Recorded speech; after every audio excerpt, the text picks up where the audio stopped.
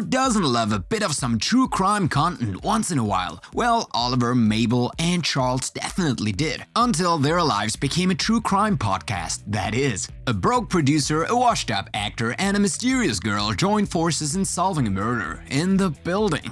And that's why today in Flick Summary, only murders in the building. Episode 1. This quirky little show opens with Charles, Steve Martin, walking around New York City as he lightheartedly mocks those who are afraid of living in the big city due to the crime rate. Charles quite accurately says that you're not going to find 19 bodies buried in the backyard of a 14-story building. I mean, he isn't necessarily wrong. Charles goes on walking about his day when he gets stopped by a couple who recognize him from his hit detective TV show, Brazos, who apparently always finds something that sends the investigation into a whole new direction. This sends the investigation into a whole new direction. We cut to Mabel, who doesn't reveal much about herself other than she fantasizes about murdering anyone who looks at her the wrong way. Cute. And finally we meet Oliver, an eccentric man with eccentric tastes who is obsessed with theater. All three live a mundane life at the Arconia, right before… well, I won't spoil it just yet. Alright then, keep your secrets. Charles walks into the Arconia's elevator as Oliver asks him to hold it. He doesn't, but manages to get in anyway. Mabel joins them next, followed by a suited man who is discussing something about a package. Once our protagonists leave the lift, they snuggle into their apartments and get ready to watch their favorite true crime podcast. Unfortunately though, they get interrupted by the fire alarm and they are forced to evacuate the building. Heading to the nearest restaurant, Mabel, Oliver, and Charles bond over their love for podcast as they discuss theories. Upon returning to the Arconia, they find out someone shot themselves apparently. As it turns out, it was Tim Kono. No way. No way. The guy talking about the mysterious package in the elevator. Of course, the unlikely trio had to investigate, talk to cops who are annoyed at the true crime nuts and decide to dive a little deeper into the murder in the building. So they do the next natural thing. Make a podcast. Oh, and can you guess the title of the podcast? Exactly, Only Murders in the Building. Why murder, you think? Well, it turns out that even though police ruled Kono's death a suicide, our protagonists think it was actually a murder. What a way to start the first episode. Of course, as things began to unravel, we learned that Kono's package was an engagement ring. Mabel may not be as innocent as she looks. She apparently knew Tim Kono, and once upon a time, they were rather close. Well, I guess I'll binge watch now. Episode 2. Oliver and Charles are in the closet, recording an episode for the podcast. They bicker, argue, but a genuine friendship between the group begins to unfold. Mabel still pretends not to know anything about Tim Kono, as Oliver and Charles ask her to conduct an online investigation on him. They decide to keep the evidence they have so far in order to have an efficient investigation. During a flashback, it is revealed that Tim and Mabel had some bad blood between them regarding an event that occurred back in the day that apparently Tim stayed quiet about. Fishy. That's weird. The Arconia's board decides to host a small get-together to honor Tim's life. But as it turns out, Tim was very much hated at the building. So much so that Howard's cat, one of the Arconia's residents, died the same day as Kono, and neighbors were grieving the cat more than they were grieving Tim. Back at her apartment, Mabel records a video where she recalls her friendship with Tim, explaining how they had been friends their entire lives. Oliver and Charles knock at her door with a plan. They're cleaning out Tim Kono's apartment tomorrow, so we're gonna go down there and look around for clues before everything's gone. As the trio rummages through Tim's apartment, they only manage to find some sex toys and cat paw prints. Mabel remembers their times with other friends at said apartment, where it's revealed our girl's best friend, Zoe, also died a mysterious death, one that Tim apparently lied about. As she continues investigating the apartment, she finds one last thing: hidden jewelry. Oh my god! Episode 3. During a flashback, Oliver is attempting to sell a play to his rich friends. Though not particularly big on the idea, Teddy Demas, one of Oliver's friends, finances his show. Back to present day, Ursula, one of the hotel workers, gives the group important pieces of information regarding Kono, ranging from complaints to certain annoying behaviors. Impressive. Very nice. Ursula reminds Oliver that his rent is way past due, and if he doesn't pay up soon enough, he'll be evicted. Charles invites Mabel to hang with them to further discuss potential suspects. Without skipping a beat, she agrees. At Charles' apartment, he displays awkward selfies he took with each of the neighbors in order to rule out suspects, including Sting and a guy wearing tie-dye, apparently. Finally, they decide their prime suspect is Howard, the former cat owner. That makes sense to me. While Charles and Mabel had to interrogate Howard, Oliver is meeting with his old friend Teddy in order to perhaps get some cash from him. Teddy, who is occupied with his deaf son, refuses and sends him away. Charles encounters a neighbor who plays the bassoon and has a rather flirty exchange, which Mabel mocks. Mabel and Charles attempt to interrogate poor Howard, but things don't go as planned. What is wrong with you?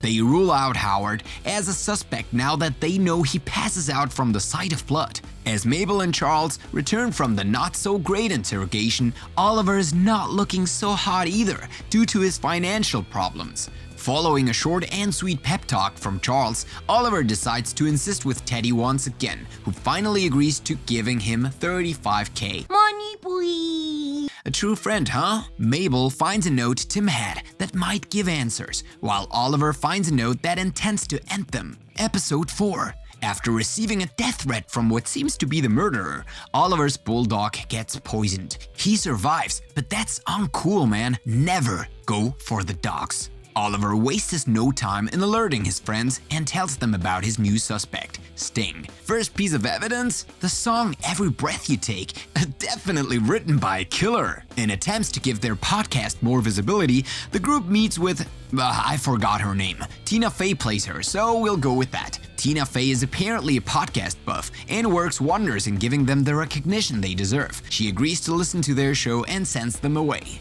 Later, the bassoon-playing neighbor from the earlier episode and Charles share a musical moment. We learn that her name is Jan, and she asks our boy Charles on a date. Score! Though originally the date goes great, Charlie shuts down, says all the wrong things, and it quickly goes south.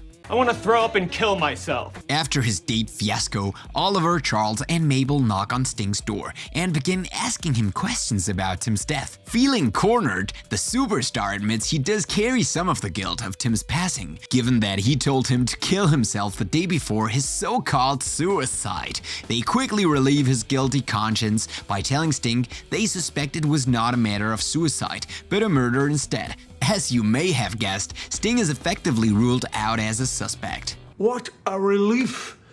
I've been racked with guilt. I thought he killed himself because of me. Desperate for a second chance, Charles regains Jan's favor and manages to get a second date with her.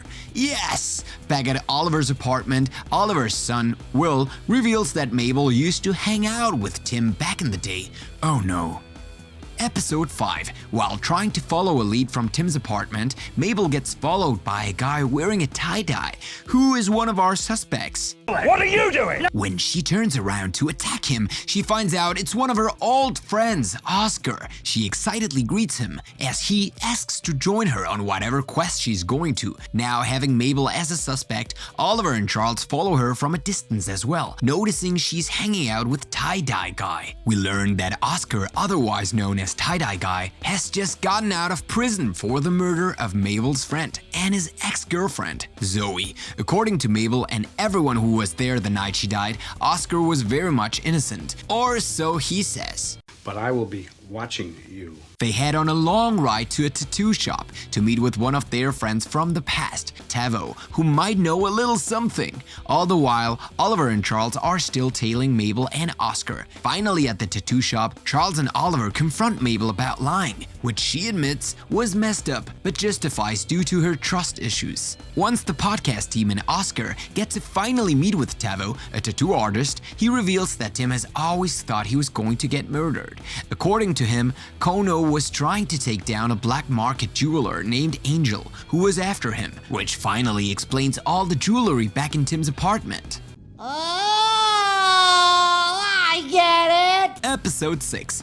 Detective Williams, the cop that ruled Tim's death as a suicide, and her partner are building the lives of their dreams together. Williams' girlfriend is listening to the podcast and asks questions about Tim's death. Absolutely headstrong and without a doubt in her head that it was a textbook suicide, Williams, offended, leaves the apartment. Number 1, how dare you? Back to our own investigators, the podcast trio and Oscar attempt to puzzle the pieces together and figure out why exactly a jeweler was after Tim Kono. However, the theories are interrupted when Mabel's mother shows up out of nowhere. She invites Mabel and her gang to dinner, and although hesitant, she agrees.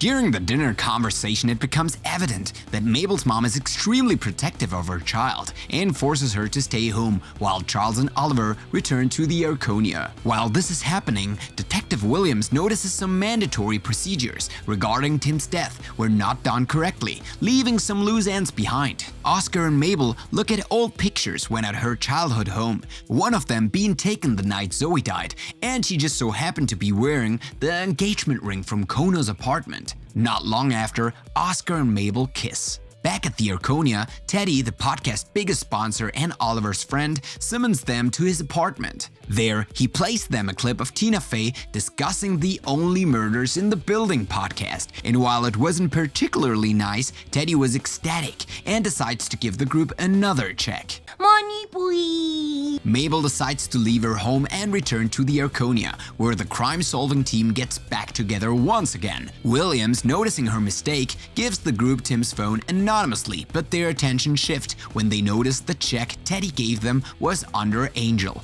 the jeweler's account. Our prime sponsor is now our prime suspect.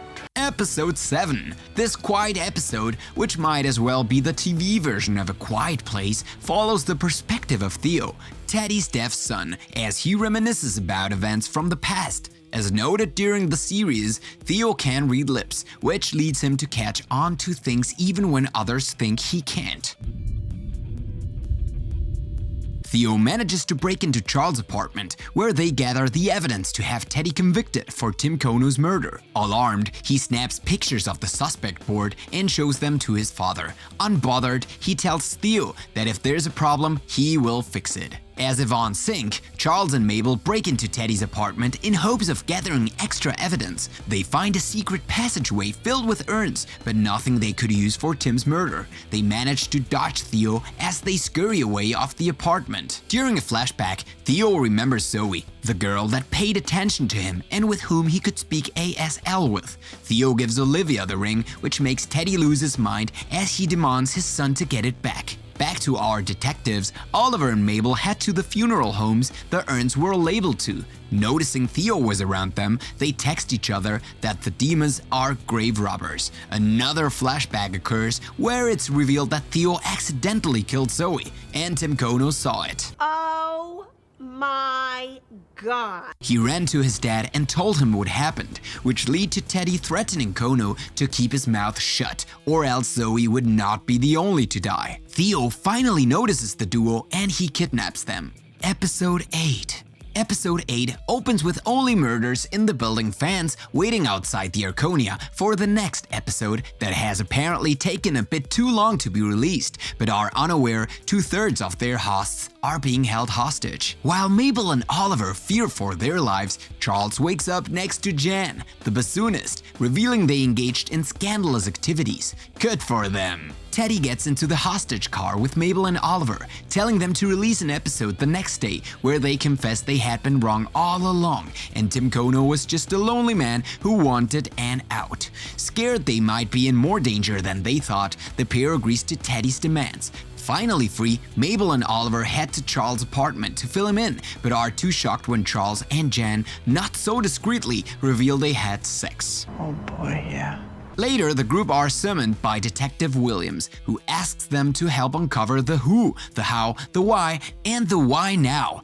Get the who, the how, the why, and the why now. Get the what and the what. Now backed by the cops, the group and Jan, who constantly gives rather useless input, begin to piece everything together. Stuck in a slump, they decide to invite the fans downstairs to help them come up with new theories. While they constantly dismiss Jan's theories, who decides to leave, they begin speculating more and more about the case. Just as they release the episode where they blame Teddy, they get a call from Detective Williams, telling them that the toxicology report reveals that Tim actually died from poisoning, not the gunshot wound.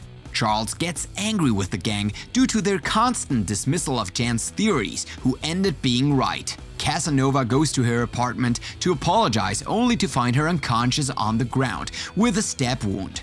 This sends the investigation into a whole new direction. Episode 9. Now recovering from the stab wound, Jan and Charles are back and stronger than ever as he takes care of her following the attack. While eating breakfast, Charles gets a surprise visitor, his stunt double from Brazos, Zaz Pataki, who happens to be a stunt woman. Well, it's pretty progressive for the early 90s. On another hand, Oliver, who just got an eviction notice, has released yet another episode of Only Murders in the Building, where he admits being wrong about the killer and apologizes to the audience. The neighbors get summoned by the building's board to discuss the murder, the podcast, and how it has affected the tenants. At the meeting, there are several complaints from the neighbors, except from Howard the Catman, who are eager to have all three of them out of the building. Terrible, you're all terrible. Charles protests, explaining the podcast was over and that it had gone too far already, but the Arconia has spoken. Bunny, the lead board member, doesn't care to hear excuses and begins the eviction process either way. Oliver and Mabel head to Charles' apartment in hopes to dissuade him, but he has made up his mind. The podcast is no longer. Although disappointed, Oliver and Mabel meet Zaz Pataki, who comes up with an interesting theory regarding the murders. She claims it was a crime of passion due to the poisoning and the gunshot wound. Whoever did it wanted to watch Tim Kono suffer. With this new lead in mind, Mabel and Oliver investigate further, asking other nearby neighbors about Kono's romantic life, which was apparently very active. They recall finding particular sex toys in his apartment, but are unsure what exactly they do.